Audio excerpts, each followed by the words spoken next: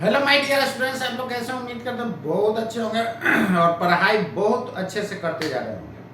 तो चलिए, आज लास्ट क्लास आपका है वेक्टर का, ये मैं आज फिनिश कर रहा हूँ। तो लास्ट तक आप लोग बने रहिएगा और चलिए बहुत अच्छा हम लोग प्रॉब्लम भी देखेंगे। तो पहले हम लोग थोड़ा सा देख लेते हैं, बचा हुआ था टॉर्क और एंगुलर मोमेंटम और इस टाइप का था लामी थ्योरम, एक हम लोग का बचा हुआ था। एक पॉइंट नोट कर लीजिएगा, जैसे हम लोग देखे थे क्रॉस प्रोडक्ट में ए क्रॉस बी क्या बताया था दोस्तों? ए क्रॉस बी आपको जो बताया था उसका मॉडुलस जो एरिया ऑफ पैरेललोग्राम बताया था, क्या बताया था? ए क्रॉस बी का ज्योमेट्रिकल मीनिंग जो है एरिया ऑफ पैरेललोग्राम बताया था। उसी तरह स्केलर ट्रिपल प्रोडक्ट जो होता है geometrical meaning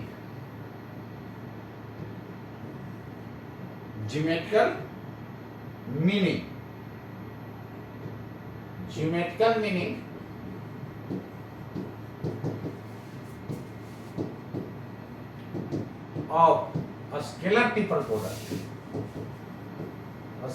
triple product gives volume of a parallelopiped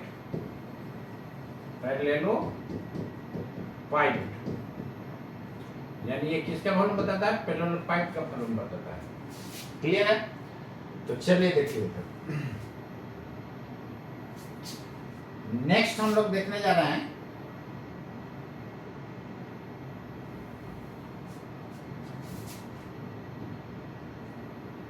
जैसे देखना, एक क्वेश्चन देख लीजिए, उसके बाद चलिए आगे।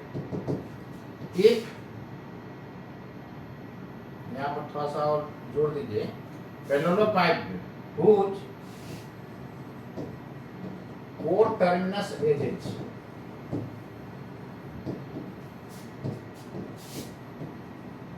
A vector, B vector and C vector। Clear है? जिसका कोटर्मिनस, को मतलब सेम, यानी जिसका सबका इनिशियल पॉइंट क्या होना चाहिए? सेम होना चाहिए। जैसे देखिए ना, ये रूम है ना, तो ये भी ए वेक्टर होगा, ये बी वेक्टर होगा, ये सी वेक्टर होगा, यानी उसी को हम लोग क्या बोल रहे हैं? Coterminous edges. तो कोटर्मिनस एजेज कितना होना चाहिए? A vector, B vector, C vector. जैसे देखिए question, if the coterminous edges, if the coterminus edges of a parallelopipe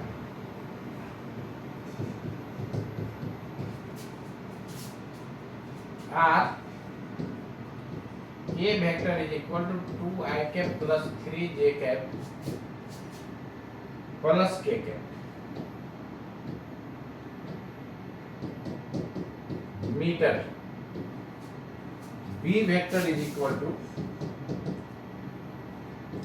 I cap plus 2 j cap minus k cap meter, and C vector is equal to I cap plus 2 j cap plus 4 k cap। Then find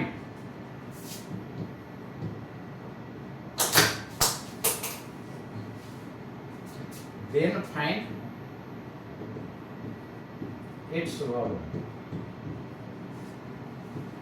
volume इसका क्या होगा? बस वही determinant form में आप निकाल दीजिए, कितना हो जाएगा? ये भी मीटर में है, कितना हो जाएगा? ए डॉट बी क्रॉस सी। इसी को मैंने बोला था कि आप ऐसे लिख सकते हैं ए बी सी। क्लियर है? ऐसा है। जो लोग फिजिक्स का डीसी पार्ट बनाते हैं उसमें इस टाइप का क्वेश्चन मिलेगा। ए की जगह कितना है दोस्तों बताइए? ए की जगह 2 3 1, तो ये हो जाएगा 2 3 1, बी की जगह 1 2 -1, सी की जगह 1 2 4। तो चलिए तो हल्का पॉजिटिव, इसको बंद करेंगे, इसको बंद, लेफ्ट माइनस राइट, तो 4 टू जाए माइनस माइनस प्लस हो जाएगा 2। दूसरा नेगेटिव, ये कॉलम बंद कीजिए, ये रो बंद कीजिए, left minus right, 4 into 1 minus minus plus, clear. तीसरा पॉजिटिव, कितना हो जाएगा, इसको बंद कीजिए, इसको बंद कीजिए, लेफ्ट माइनस राइट, तो 2 in -2 जीरो हो जाएगा ना ये, क्लियर है। मतलब कितना, 8 2 10 20 माइनस 12 सॉरी 15, 20 माइनस कितना हो जाएगा 15, तो ये 5 ना होगा, कितना 5 मीटर क्यूब, आंसर हो गया, क्लियर है। तो इस टाइप का जितना भी क्वेश्चन होगा आप लोग बना लीजिएगा। चलिए नेक्स्ट देखिए, टॉर्क क्या होता है, इसी को हम लोग मोमेंट ऑफ फोर्स बोलते हैं। क्या बोलते हैं, मोमेंट ऑफ फोर्स। इसको हम लोग रोटेशनल मोशन एक चैप्टर में वहां पर डिटेल से देखेंगे, यहाँ पर कुछ क्वेश्चन दिया हुआ है इसलिए मैं बता दे रहा हूँ। देखिए टॉर्क क्या होता है, ये एक्स एक्सिस मानिए, ये वाई एक्सिस, मान लीजिए कि यही कोई क्या है, पार्टिकल है, तो ये जो है मान लेते हैं कि इस पर कोई ना कोई फोर्स लग रहा है, कितना फोर्स लग रहा है, F, क्लियर है। तो इस फोर्स का पॉइंट ऑफ एप्लीकेशन कौन होगा, जिस पॉइंट पर फोर्स लगता है उसको बोलते हैं पॉइंट ऑफ एप्लीकेशन। क्या बोलते हैं दोस्तों, पॉइंट ऑफ एप्लीकेशन। इसको क्या कीजिए, ऊपर ना लिख करके नीचे में लिख दे रहा हूं, point of application, point of application, apply से हुआ है एप्लीकेशन, अप्लाई से क्या हुआ है एप्लीकेशन, तो अप्लाई से हुआ एप्लीकेशन, तो जिस पॉइंट पर फोर्स लगता है उसको क्या बोला जाता है दोस्तों, पॉइंट ऑफ एप्लीकेशन बोला जाता है, क्लियर है ना। अब ध्यान दीजिए, पोजीशन वेक्टर जो है ऑरिजिन से इस पॉइंट ऑफ एप्लीकेशन के हम लोग क्या ले लिए, पोजीशन वेक्टर ले लिए, क्लियर है ना। अब ध्यान दीजिए, इसी पॉइंट के बाद टॉर्क निकालना है, तो जिस पॉइंट के बाद टॉर्क फाइंड करना होता है उसके रेस्पेक्ट में पॉइंट ऑफ एप्लीकेशन का पोजीशन वेक्टर ले लेते हैं। मान लेते हैं इस पॉइंट के अबाउट टॉर्क फाइंड करना होता, तब पॉइंट ऑफ एप्लीकेशन का इस पॉइंट के रेस्पेक्ट में पोजीशन वेक्टर ले लेते हैं, क्लियर है। यानी ये position vector of point of application with respect to the point about which we have to find torque, clear है ना। चलिए तो यहां पर ध्यान दीजिएगा, इसी को आगे पीछे बढ़ा दीजिए, ये लाइन ऑफ एक्शन दे देता है, क्या देता है, लाइन ऑफ एक्शन दे देता है। अब यहां पर ध्यान दीजिएगा, इस आर को शिफ्ट कर दीजिए इस डायरेक्शन में, वेक्टर को तो पैरेलल शिफ्ट करते हैं ना, जितना ये लंबाई उतना ही लंबाई यहाँ ड्रॉ कर दिए, और दोनों का डायरेक्शन क्या है, सेम है। जब डायरेक्शन सेम होगा तो वेक्टर सेम होगा, तो ये आर हो जाएगा, दोनों के बीच का एंगल, वेक्टर के बीच का एंगल कहाँ पर लिया जाता है, टेल टेल या हेड हेड, क्लियर है। चलिए अब ये लंबाई क्या हो जाएगा, तो ये एंगल थीटा, तो निश्चित रूप से ये भी थीटा होगा, तो साइन थीटा लगेगा तो परपेंडिकुलर बाय हाइपोटेनस, ये आर साइन थीटा दे देगा कि नहीं बताइए, क्लियर है। अब यहां पर ध्यान दीजिएगा, टॉर्क जो डिफाइन होता है,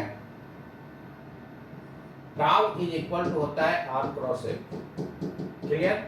अब आर वाला ओवरटेक करेगा किसको, एफ को, करा दीजिए, मतलब निकाल लेते हैं क्रॉस प्रोडक्ट का डायरेक्शन, क्लॉक है तो पाकिस्तान में जाएगा, क्लॉक नेगेटिव ना अंदर, तो कितना हो जाएगा, आर एफ साइन थीटा और डायरेक्शन एन कैप, तो एन कैप की जगह यहाँ पर क्रॉस हो जाएगा अंदर। अब यहाँ पर ध्यान दीजिएगा, तो टाउ बराबर आर एफ साइन थीटा, इसका मैग्नीट्यूड ले लिए, एरो हटा देंगे तो क्या हो जाएगा, मैग्नीट्यूड हो जाएगा। इसी को आप ऐसे भी लिख सकते थे, क्या कोई प्रॉब्लम है क्या, नो प्रॉब्लम। अब इसको देखिए, आर क्या हो गया, आर साइन थीटा, इसको F into R sine theta लिख सकते हैं, और R sine theta perpendicular distance नहीं, ये हो गया force, magnitude of force into perpendicular distance, इसको लिखना दीजिए, magnitude of force, magnitude of force, clear है।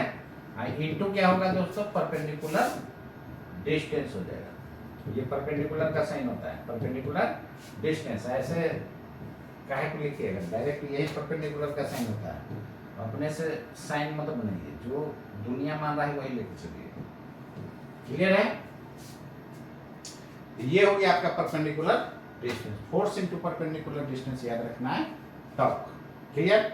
और ध्यान दे दिया जाए, जिस पॉइंट के बाद टॉर्क फाइंड करना होता है वहां से लाइन ऑफ एक्शन पर क्या डाल देते हैं, परपेंडिकुलर। लाइन ऑफ एक्शन क्यों नाम पड़ा है इसका, इसको हम लोग बोलते हैं लाइन ऑफ एक्शन,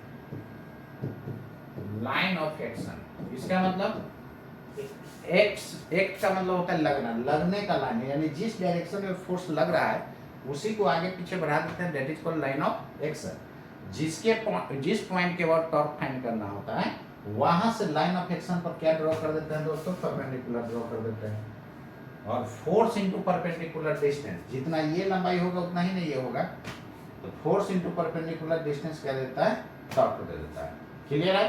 तो जिस पॉइंट के बाद टॉर्क फाइंड करना होता है, बस यही बात याद रखना है, जिस पॉइंट के बाद टॉर्क फाइंड करना होता है वहां से परपेंडिकुलर ड्रॉ करते हैं, कहां पे, on the line of action, और फोर्स इनटू परपेंडिकुलर डिस्टेंस को मल्टीप्लाई कर देंगे, वही आपको क्या दे देगा, टॉर्क दे देगा दोस्तों, क्लियर है। चलिए तो इसको फटाक से नोट कीजिए, और नेक्स्ट मैं देख रहा हूं, जैसे देखिए क्वेश्चन,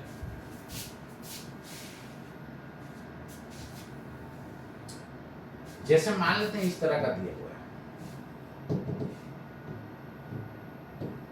इम्पोर्टेंट है, पूछता है ये, देखिए इधर,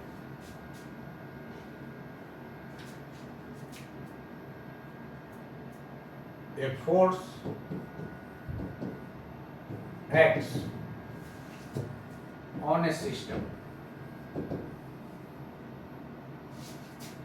a force acts on a system is given by F is equal to 2I cap plus 4J cap plus 3K cap Newton, clear है, and the position vector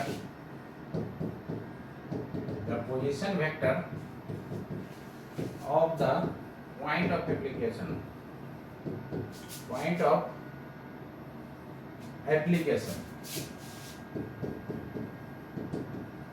of the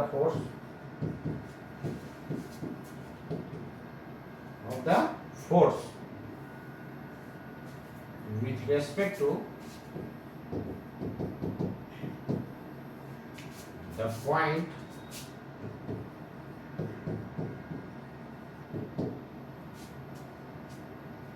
O, O के जगह A B C कुछ भी हो सकता है, O is 3I cap plus J cap plus K cap, ये metre, then find torque acting torque due to the force about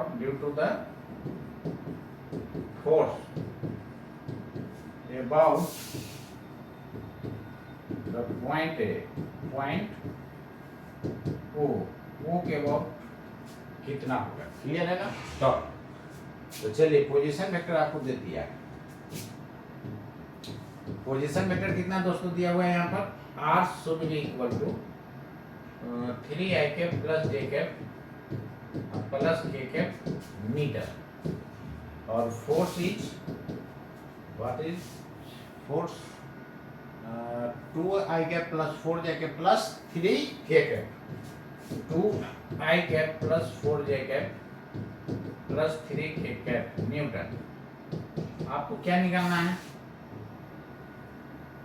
ये top निकालना है। टाउ बराबर आर क्रॉस एफ होता है। आर क्रॉस क्या होता है, एफ। तो देखिए गुना है ना, तो ये मीटर है, ये न्यूटन, तो यूनिट क्या हो जाएगा न्यूटन मीटर।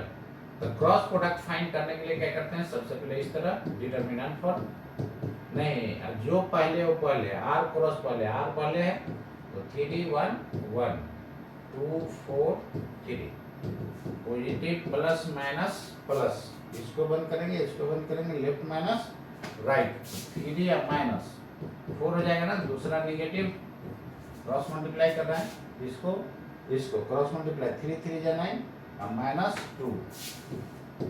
तीसरा पॉजिटिव क्या होगा, इसको बंद कीजिए, इसको बंद कीजिए, 4 3 जा 12 माइनस 2। ये हो गया आपका कितना, माइनस आई कैप, और यहाँ पर माइनस 7j कैप, और यहाँ पर 10k कैप। क्लियर, ये आपका यूनिट क्या हो जाएगा, न्यूटन मीटर। क्लियर, 4 ऑप्शन में यूनिट रहेगा, इसको ऑप्शन को टिक करने क्लियर है ना। चलिए इसके बाद यदि मैग्नीट्यूड फॉर्म में ऑप्शन रहेगा, तब कभी कभी मैग्नीट्यूड फॉर्म में ऑप्शन दे देगा। देखिए ना, एक इस तरह का ऑप्शन दे देता है,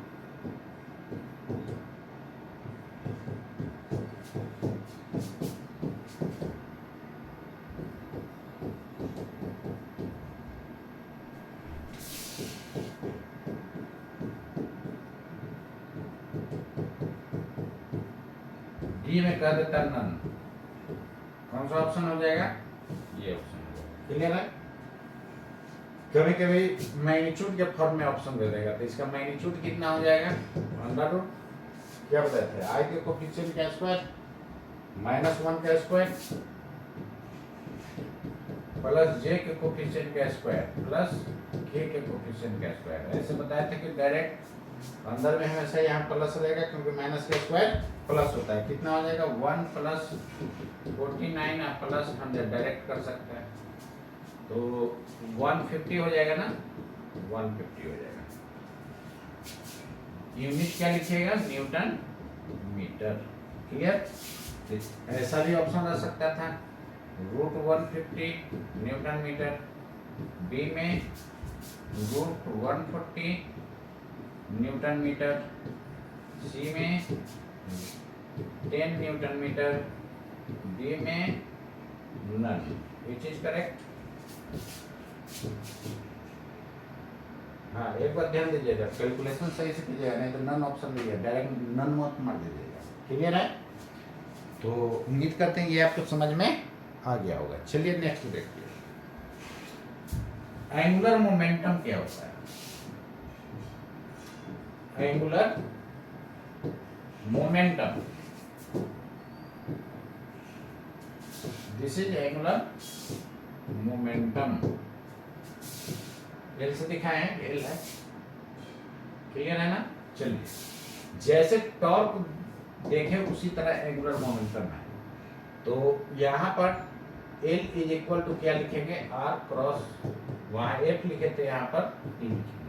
मोमेंटम, मोमेंटम है ना, एंगुलर मोमेंटम को मोमेंट ऑफ मोमेंटम भी हम लोग बोलते हैं, जैसे मोमेंट ऑफ फोर्स उसको बोले।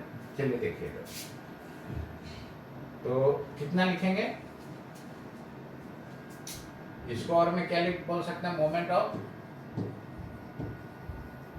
मोमेंटम, वहाँ मोमेंट ऑफ फोर्स लिखे थे, यहाँ मोमेंट ऑफ मोमेंटम लिखेंगे। कितना हो जाएगा, आरपी साइन थीटा। सेम चीज, ये एक्स एक्सिस, ये बाई एक्सिस। एक पार्टिकल जो है यहाँ पर इस डायरेक्शन में मास है m, वेलोसिटी है v, तो p कितना हो जाएगा, mv हो जाएगा नहीं, और इसका पोजीशन वेक्टर ये हो जाएगा। क्लियर, तो जैसे वहाँ लाइन ऑफ एक्शन लिए थे ना, उसी तरह यहाँ पर जिस डायरेक्शन में फोर्स मोमेंटम होगा उसको आगे पीछे बढ़ा दीजिएगा, और ये परपेंडिकुलर डिस्टेंस कितना हो जाएगा, आर साइन थीटा, और इसी को मैं आगे शिफ्ट कर दिया। तो आर क्रॉस क्या लेना है दोस्तों, पी लेना है।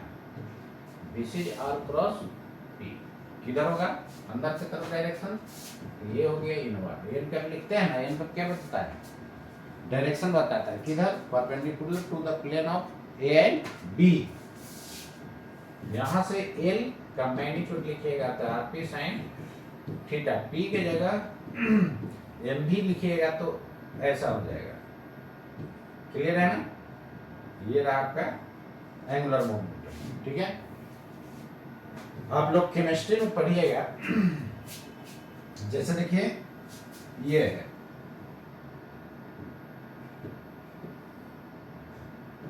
ये आपका क्या है, एटम है। और एटम में जो है ऑर्बिट में इलेक्ट्रॉन क्या करता है, मूव करता है ना। ये इलेक्ट्रॉन जो है ऑर्बिट में रिवॉल्व कर रहा है। तो मान लीजिए v वेलोसिटी से रिवॉल्व कर रहा है। क्लियर है, इसका मास कितना है, m। अब यहाँ पर ध्यान दीजिएगा, इसका जो है इसके बाद घूम रहा है ना, इसके बाद टॉर्क निकालेंगे तो क्या हो जाएगा, ये पोजीशन वेक्टर आर और मोमेंटम का डायरेक्शन ऊपर हो जाएगा, p is equal to mb। होगा कि नहीं बोलिए। अब इसको क्या कीजिए, पैरेलल शिफ्ट कर दीजिए। क्लियर, आर क्रॉस पी यही मोमेंटम दे देगा, यानी किधर की तरफ, आउटवर्ड। तो उसको हम लोग बोलते हैं एंगुलर मोमेंटम।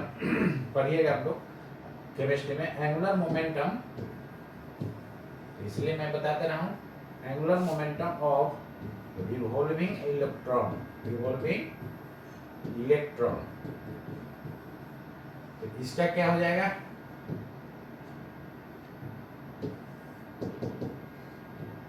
देखिए यहाँ पर एंगल दोस्तों कितना बना है, ये 90 डिग्री एंगल बना है। कितना बना है, 90 degree.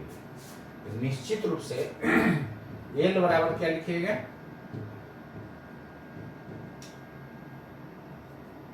Are P sine theta नहीं, और एन कैप, एन कैप कहने का मतलब डॉट हो जाएगा बाहर की तरफ, डायरेक्शन मैग्नीट्यूड लिखिएगा तो P इक्वल टू एम भी लिखिएगा, तो एम भी आर और साइन 90 डिग्री, साइन 90 क्या होता है 1, तो एम भी आर हो गया कि नहीं।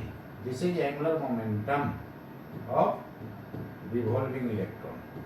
क्लियर, तो केमिस्ट्री में पढ़ते हुए एम भी आर क्या हो गया, angular momentum of revolving electron. किसके बराबर होता है, NH/2π के बराबर होता है ना। क्लियर है, इसलिए बोला जाता है रिवॉल्विंग इलेक्ट्रॉन का एंगुलर मोमेंटम क्वांटाइज्ड होता है। क्लियर है, क्वांटाइज्ड करने का मतलब होता है इंटीग्रल मल्टीपल।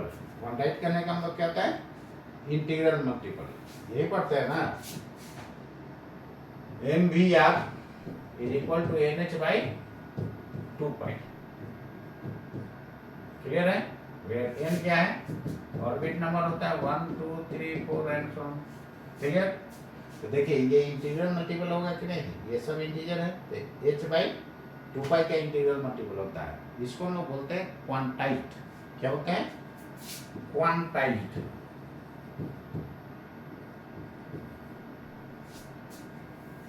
समझ गए, therefore angular momentum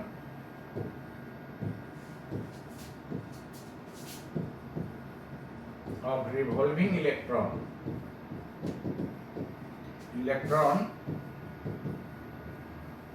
is quantized।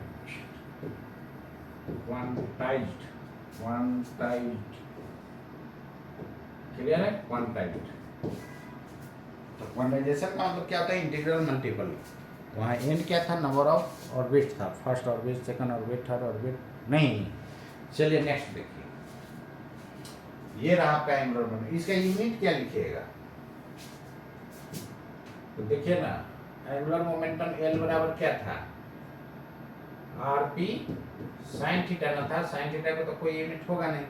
तो इसका यदि यूनिट देखा जाए, ऐसा यूनिट, तो क्या हो जाएगा, इसका metre.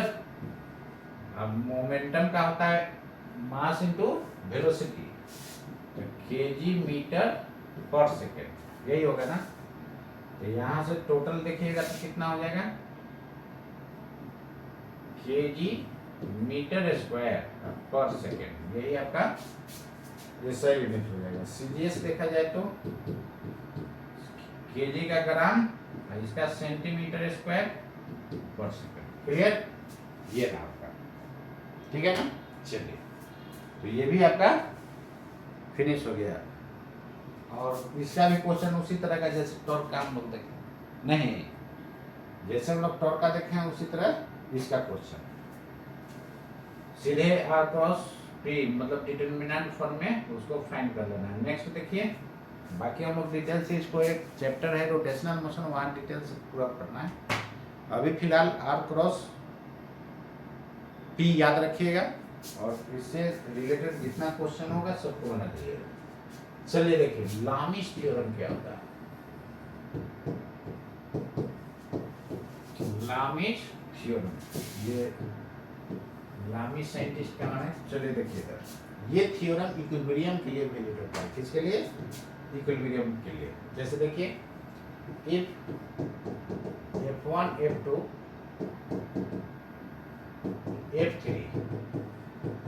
be the force, be the actually be the forces acting on a system,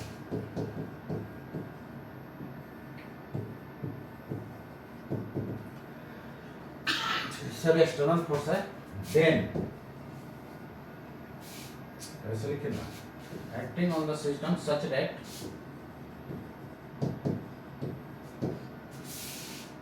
F1 plus F2 plus F3 बराबर 0। क्लियर है? देन तीनों फोर्स का सम 0 है, इसका मतलब इक्विलिब्रियम में नहीं। तो क्या कहता है, जैसे देखिए ना, मान लीजिए कि यही कोई सिस्टम है और सिस्टम पर 3 फोर्स लग रहा है। कितना? कौन कौन फोर्स? 3 फोर्स। एक इधर फोर्स लग रहा है F1, एक इधर लग रहा है F2, एक इधर लग रहा है F3। क्लियर? अब यहाँ पर देखिए, कोई जरूरी नहीं कि मैग्नीट्यूड सेम होगा सबका, ठीक ना। F1 के सामने एंगल θ1 मानते हैं, F2 के सामने θ2 है, इसके सामने θ3। तो लामिश थ्योरम यही कहता है कि F1 बाई साइन θ1, जो लीजिएगा उसके सामने वाला एंगल में साइन लेना है, ठीक है। F2 by sine θ2 is equal to F3 by sine θ3, यही लामिश थ्योरम है। तो ये वैलिड कब होता है? जब इक्विलिब्रियम में होता है, यानी सिस्टम इज इन इक्विलिब्रियम। इसी के जगह लिख देता सिस्टम इज इन इक्विलिब्रियम, ठीक है। चलिए, यही लामिश थ्योरम। जैसे देखिए क्वेश्चन,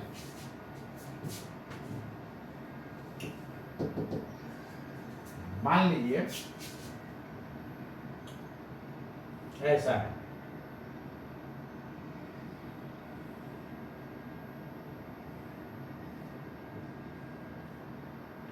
ये ब्लॉक है 5 kg का, क्लियर है? ठीक है ना। अब यहां पर ध्यान दीजिएगा, ये एंगल है 150 डिग्री और ये है 30 डिग्री। टोटल कितना हो जाएगा? इतना हो जाएगा 30। और टोटल देखा जाए तो टोटल एंगल कितना हो जाएगा? 60 डिग्री। क्लियर है? तो आपसे पूछ रहा है कि ये तीनों में टेंशन क्या होगा, तीनों में टेंशन क्या होगा, निकाल लीजिए। तो इसमें मान लेते हैं कि सिस्टम इक्विलिब्रियम है। ये ब्लॉक को देखिए ना, एक रस्सी यहाँ से था, यहाँ से सीलिंग से बांध दिए और इसको हैंग कर दीजिए, तो क्या ऊपर नीचे जंप करेगा या रेस्ट में रहेगा? मतलब नेट फोर्स क्या है? 0 है। तो इक्विलिब्रियम में है ना, तो इक्विलिब्रियम के लिए लामिश थ्योरम वैलिड होता है। Find tension in strings. Tension क्या होता है? as shown in figure। देखिए टेंशन क्या होता है? जैसे किसी के गर्दन में हम बांध दे रस्सी या रस्सी पकड़ के खींच रहे हैं तो हमारी तरफ आएगा कि नहीं?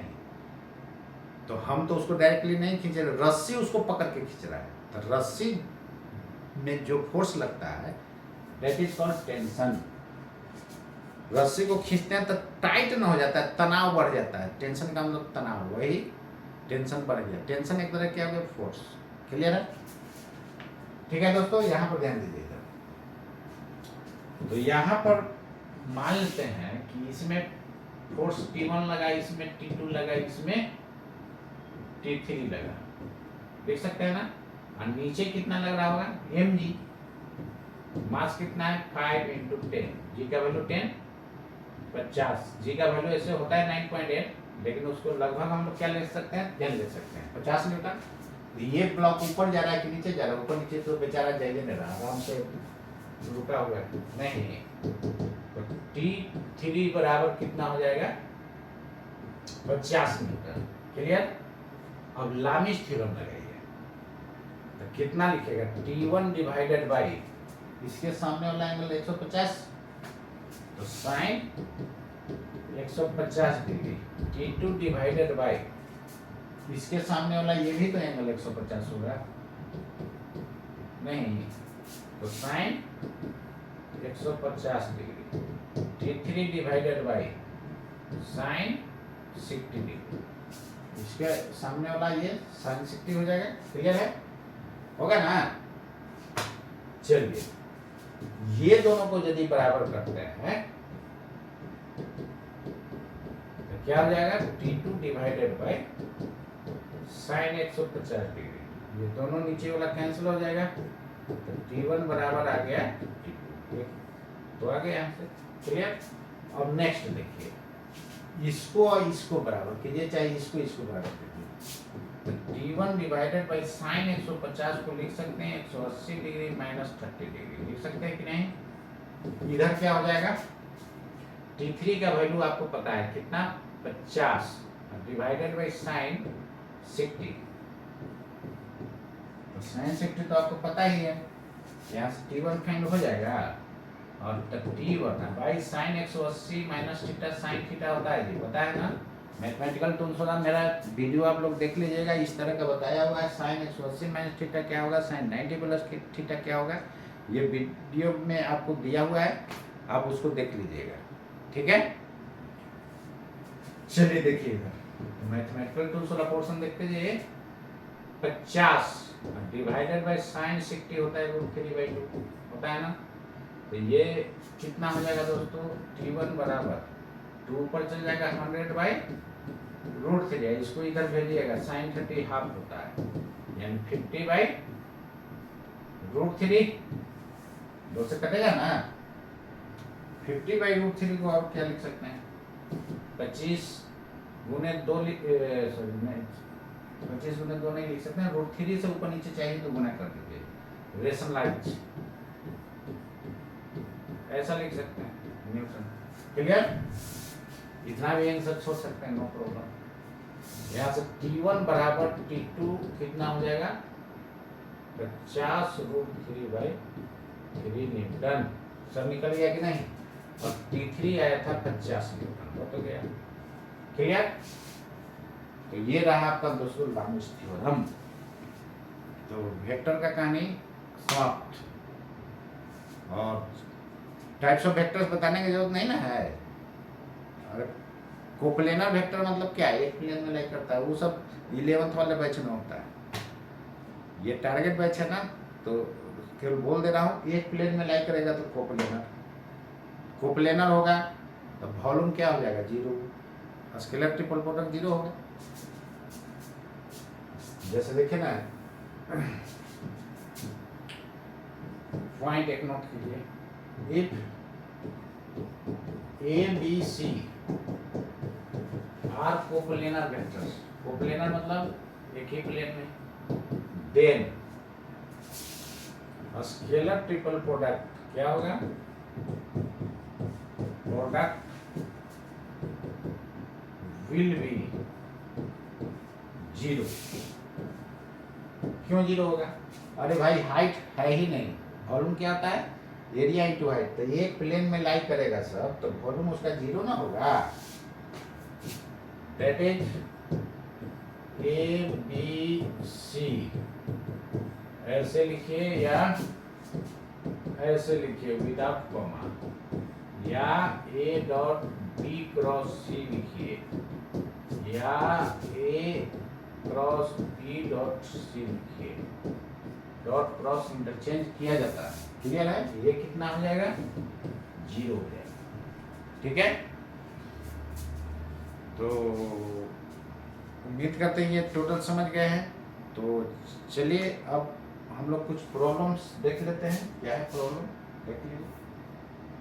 अब दुनिया का टोटल प्रॉब्लम आपसे बनेगा। जैसे देखिए ये क्वेश्चन क्या कहता है, work done by a force F on a body is W बराबर F dot S. S is the displacement of body given that under force मतलब F बराबर 2I cap plus 3J cap plus 4K cap Newton, a body is displaced from position vector R1 to R2. R1 R2 दिया हुआ है, find the work done। देखिएगा displacement क्या होता है। Displacement एक तो जानते हैं shortest distance between initial and final position, या इसको हम लोग चेंज इन पोजीशन वेक्टर के फॉर्म में डिफाइन करते हैं। चेंज कैसे निकालते हैं, final minus initial. Change in position vector क्या देता है दोस्तों, डिस्प्लेसमेंट देता है। चेंज इन पोजीशन वेक्टर क्या देता है, डिस्प्लेसमेंट देता है, क्लियर है। तो यहाँ पर change in position vector R1 ये है इनिशियल, ये फाइनल। क्या लिखिएगा, delta final minus initial, R2 minus R1 कितना हो जाएगा दोस्तों, बता दीजिए। तो ये I है, I में से 2I घटेगा, I में से 2I घट जाएगा, तब माइनस I। बोलिए खुद ही कर, J में से माइनस 3J घटेगा, तो माइनस 2J, K में से माइनस K घटेगा, तो जीरो हो जाएगा। और ये मीटर में है तो ये भी आ जाएगा मीटर में, क्लियर। अब चलिए फोर्स कितना दिया हुआ है दोस्तों, F बराबर दिया हुआ है 2I cap plus 3J cap plus 4K cap. Displacement को यहाँ S से दिखा सकते हैं, तो यही ना हो गया, फोर्स और डिस्प्लेसमेंट निकल गया। तो वर्क कितना, वर्क बराबर होगा F dot S, clear. Dot product के फॉर्म में डिफाइन होता है, देखिए दे भी दिया है। तो याद रखना है वर्क कैसे डिफाइन होता है, डॉट प्रोडक्ट के फॉर्म में। दोनों को डॉट कर दिए। डॉट कैसे निकालते हैं, I को I के साथ गुना, तो 2 इंटू माइनस 1, J को J के साथ गुना, K को K के, तो उसमें तो K है ही नहीं, तो 4 इंटू 0 कितना हो जाएगा, माइनस 2 और माइनस 6, माइनस 8 जो हो जाएगा जी आंसर, क्लियर है, समझ गया ना। कितना हो जाएगा, माइनस 8 जूल। देखिए अब ये इस टाइप का क्वेश्चन काफी इंपॉर्टेंट होता है, कई बार नीट में आया है, इसलिए रेडी कर लीजिएगा।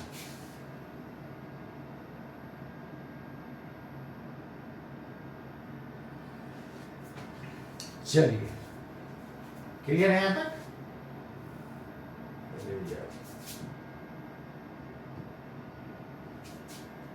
अब यहाँ पर ध्यान दीजिएगा, इस टाइप का क्वेश्चन रेडी कर लीजिएगा। देखिए ऐसे वर्क भी हम लोग पढ़ेंगे आगे डिटेल से। तो वर्क क्या होता है, डिफाइन होता है W बराबर F dot S, dot product. Dot product क्या होता है, A डॉट B का फॉर्मूला क्या जानते हैं, इसका मैग्नीट्यूड है, इसका मैग्नीट्यूड भी है, दोनों के बीच के एंगल में कॉस लगता है, wait theta is the angle between A and B vector. यहाँ से Fs cos थीटा, यही आपका वर्क हो गया। वर्क का यूनिट क्या होता है, यूनिट जूल होता है। ऐसा यूनिट देखिएगा तो क्या होगा, जूल, क्लियर। या यहाँ भी देखिए डिस्प्लेसमेंट का मीटर इसका न्यूटन या न्यूटन मीटर लिखा जाता है। तो बोलिए कि ये तो टॉर्क का यूनिट देखे थे, यूनिट या दो क्वांटिटीज का सेम हो सकता है। क्लियर है? चलिए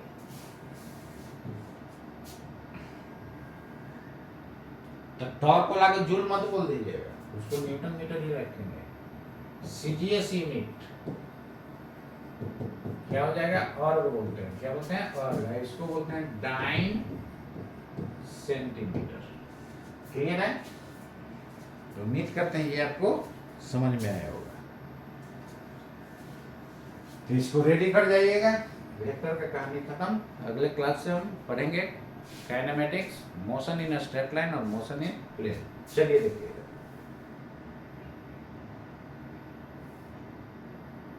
जैसे ये क्वेश्चन है, क्या कहता है? प्रूव दैट वेक्टर a बराबर 2a cap minus 3j cap plus k cap and b vector is equal to y cap plus j cap plus k cap are mutually perpendicular. ये भी इंपॉर्टेंट क्वेश्चन, इसलिए ध्यान रखना है, कई बार NEET में है। ठीक है, देखिए। और जे पूछेगा तो जे मेंस में, लेकिन जे मेंस में इतना नहीं पूछता है, कभी कभार पूछ दिया अलग चीज है। देखिए इधर ये वेक्टर दोस्तों कितना दिया हुआ है? 2i cap minus 3j cap plus k cap. B vector i cap plus j cap. Exam में ये लिखने की जरूरत नहीं है, डायरेक्ट क्वेश्चन में दिया हुआ है। दोनों का डॉट प्रोडक्ट निकालिएगा। तो डॉट प्रोडक्ट क्या होगा? A B cos 90 sorry cos theta नहीं, म्यूचुअली परपेंडिकुलर है तो cos 90। तो cos 90 क्या हो जाएगा? 0, पूरा को 0 बना देगा। यदि a डॉट b 0 के बराबर आ रहा है तो म्यूचुअली परपेंडिकुलर होगा। डॉट प्रोडक्ट कैसे निकालते हैं? i को i के साथ गुना एकदम डायरेक्टली करते जाना है, j को j के साथ गुना, k को k के साथ गुना। क्लियर? तो 2 माइनस 3 प्लस 1 0 आ गया कि नहीं? Therefore a perpendicular to b proved हो गया। सिंपल समझिए, a डॉट b करते हैं b cos थीटा, तो cos 90 क्या हो जाएगा? 0। हाँ, स्टूडेंट को कंफ्यूजन होता है कहाँ पर a डॉट b का ये भी cos थीटा लगाए, कहाँ पर i को i के साथ j को j के साथ करें। तो दोस्तों मैं बता दे रहा हूँ कि यदि i cap j cap k cap में है तो a डॉट b ये भी cos थीटा न करके हम लोग क्या करते हैं? i डॉट i के साथ i, j को j के साथ, k को k के साथ। क्लियर? ठीक है। तो इस टाइप का क्वेश्चन हमेशा आते रहता है। देखिए ना, इसमें ऐसा भी पूछता है, जैसे चलिए ना एक क्वेश्चन मैं बता दूंगा। देखिए इंपॉर्टेंट, कई बार आया है नीट एग्जाम में, इसलिए ध्यान रखना है। एकदम जितना मैं स्टार मान रहा हूँ ना, सब एकदम रेडी कर जाइएगा। सिंगल स्टार से 5 स्टार तक कोडिंग रहेगा, सब रेडी कर लेना है। नीट का क्वेश्चन बैंक, मेरा थ्योरी का क्वेश्चन और नीट का क्वेश्चन बैंक और IIT का क्वेश्चन बैंक, ये आप करके जाइए। नीट वाला एकदम धुआं उड़ा देगा, एकदम गर्दा उड़ा देगा नीट के क्वेश्चन को। चलिए देखिएगा यहाँ पर क्या लिख सकते हैं यहाँ पर दोस्तों। चलिए, if A vector is equal to xi cap plus 2j cap minus k cap and b vector is equal to i cap plus 2j cap plus 3k cap are mutually perpendicular, then the value of x will be, तो x का value क्या होगा? 4 option आपको दिया हुआ रहेगा, 4 होगा, 5 होगा, -3 होगा, इवन नंबर होगा। कौन सा ऑप्शन होगा यहाँ पर ध्यान दीजिएगा। जब भी इस तरह का क्वेश्चन हो, इस पर 5 स्टार मानिए, पूछता है हमेशा। चलिए देखिएगा, जब भी इस तरह का क्वेश्चन हो तो a डॉट b क्या आना चाहिए? 0 आना चाहिए। क्योंकि म्यूचुअली परपेंडिकुलर है तो क्या होगा, 0 होगा। अब देखिए i को i के साथ गुना j को j के साथ, इसको लिखिएगा नहीं, डायरेक्ट करना है एग्जाम में, जितना टाइम में कम टाइम में बन जाए उतना ही ना अच्छा है। तो i को i के साथ x into 1 clear, plus 2 into 2 minus 1 into 3 बराबर क्या हो गया, 0। यहाँ से x प्लस 4 और उसको 3 उधर कर दीजिए, तो x का वैल्यू दोस्तों 3 माइनस 4 कितना हो जाएगा, -1। ये आंसर आपका हो गया, कौन सा, नन। क्लियर है। तो इस टाइप का काफी इंपॉर्टेंट क्वेश्चन है, इसको आप रेडी कर जाइएगा, ठीक है। तो बनाइएगा इस क्वेश्चन को। चलिए, तो उम्मीद करते हैं आप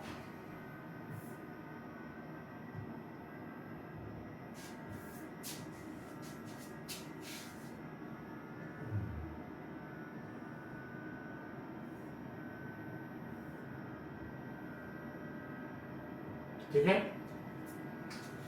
तो उम्मीद करते हैं दोस्तों आपको पूरा का पूरा समझ में आया होगा। इसको एकदम खूब मेरा वीडियो को 1 बार 2 बार 3 बार 4 बार इतना बार देखिए कि एकदम कुआं पर दाग जैसे आता है ना, दाग हो जाता है। जैसे एक बात मैं बता रहा हूँ, एकदम रियल बात बता रहा हूँ। हनुमान चालीसा, अनदर वे मत लीजिएगा, हनुमान चालीसा, एक एग्जाम्पल मैं ले रहा हूँ। हनुमान चालीसा जो है मुझे याद नहीं था, और वैसे भी काफी लंबा है, नहीं, लेकिन उसको हम याद करने का कोशिश भी नहीं किए। लेकिन जानते हैं, खाली बस पढ़ते पढ़ते, समझ लीजिए, खाली पढ़ते पढ़ते, डेली जो पढ़ते हैं ना, खाली पढ़ते पढ़ते याद हो गया। लगभग 8-10 पेज का है, और पढ़ते पढ़ते जो है याद हो गया पूरा। अचंभव की बात नहीं है। ये क्यों हुआ, वही कुआं पर जो रस्सी से डेली जो है पानी भरते भरते, अब तो कुआं आप लोग देखे ही नहीं है, भरते भरते भरते अभी भी कहीं कहीं मिला होगा, दाग हो जाता है रस्सी से, प्लास्टर पर दाग हो जाता है, समझ लीजिए। तो वही हम डेली पढ़ते थे, हालांकि याद करने का मैंने कोशिश नहीं किया था, फिर भी याद हो गया अपने आप। इसलिए बारी बारी प्रैक्टिस बहुत जरूरी है दोस्तों। ये यदि आप काम करते हैं ना, दुनिया का सारा एग्जाम निकल जाएगा कम मेहनत में। तो उम्मीद करते हैं मेरे बात को आप लोग फॉलो कीजिएगा। तब तक के लिए नमस्कार, जरूर फॉलो कीजिए। तो मिलता हूं नेक्स्ट क्लास।